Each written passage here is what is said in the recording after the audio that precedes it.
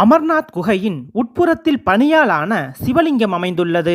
இந்த பனிலிங்கத்தை தரிசிப்பது காலத்தின் கைகளில்தான் உள்ளது. ஏனெனில் இந்த சுயம்பு பனிலிங்க ஸ்வரூபமானது ஒவ்வொரு ஆண்டும் மே மாதம் முதல் ஆகஸ்ட் மாதம் வரையிலான காலங்களில் உருவாகி அதன் பின்னர் உருகி மறைந்துவிடும். இதனால் இந்த காலங்களில் மட்டும்தான் அமர்நாத் யாத்திரை துவங்கப்படுகிறது.